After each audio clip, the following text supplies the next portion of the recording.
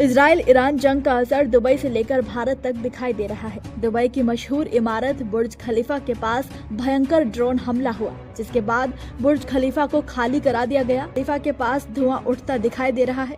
Video में देखा जा सकता है कि दुबई में बुर्ज खलीफा के पास अचानक से धुएं का काला गुबार उठा।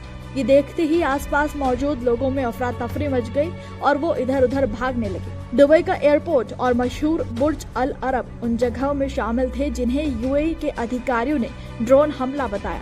दुबई सरकार के मीडिया ऑफिस के एक बयान में कहा गया कि ड्रोन के छर्रे से बुर्ज अल अरब होटल में आग लग गई। फिलहाल उस पर काबू पा लिया गया। यहाँ पर 4 लोग घायल हुए, जिनका उपचार भी करवा दिया गया है। समुद्र के किनारे कृत्रिम द्वीप पर स्थित 60 मंजिला ये प्रतिष्ठित होटल दुबई की पहचान माना जाता है और विश्व की सबसे ऊंची इमारत बुर्ज खलीफा से कुछ ही दूरी पर मौजूद है।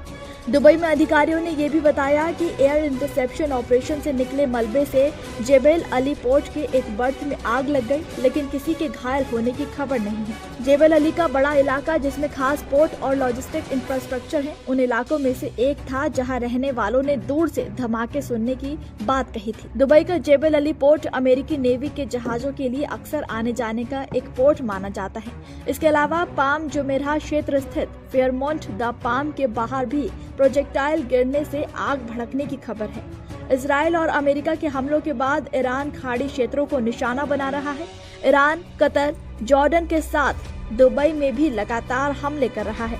देश भर में मिसाइल हमलों के खतरे के लिए साइलेंट अलर्ट जारी होने के बीच एयरपोर्ट पर ऐसे ही एक हमले की घटना की खबर मिली।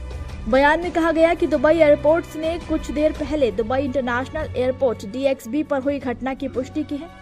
इमरजेंसी रिस्पांस टीमों को तुरंत एक्टिव कर दिया गया है। लोकल मीडिया रिपोर्ट्स में दावा किया गया है कि अबू धाबी के जायद इंटरनेशनल एयरपोर्ट पर रात भर हमले हुए, जिसमें एक अनजान एशियाई वर्कर की मौत हो गई और 7 लोग घायल हो गए।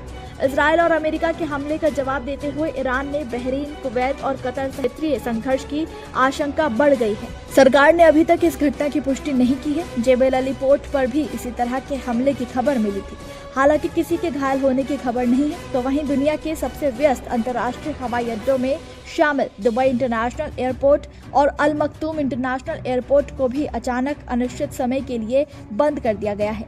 दुबई एयरपोर्ट्स के आधिकारिक बयान के मुताबिक 280 से ज्यादा उड़ानें रद्द कर दी गई, जबकि 250 से ज्यादा फ्लाइट्स देरी से चल रही हैं।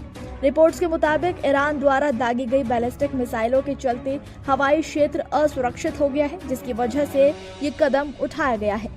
यूएई की general authority of civil aviation ने घोषणा की है कि सरकार प्रभावित और फंसे हुए यात्रियों के रहने और उनके खाने पीने का सारा खर्चा उठाएगी।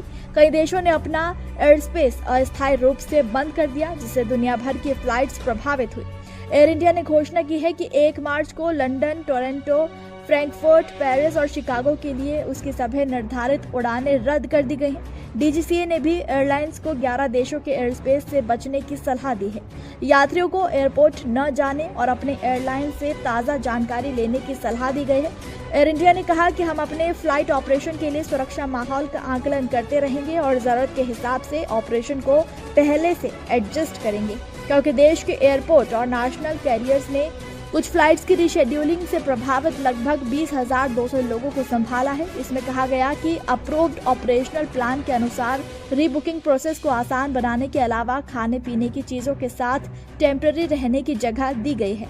तो वहीं दुबई और अबू धाबी के स्कूलों को गुरुवार तक डिस्टेंस लर्निंग पर जाने के लिए कहा गया है।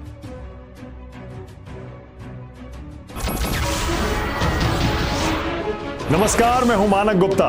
अगर आपको हमारा ये वीडियो पसंद आया हो तो इसे लाइक और शेयर जरूर करें, और हाँ, हमें सब्सक्राइब और फॉलो करना ना भूलें, ताकि आप देश और दुनिया की कोई खबर मिस ना करें।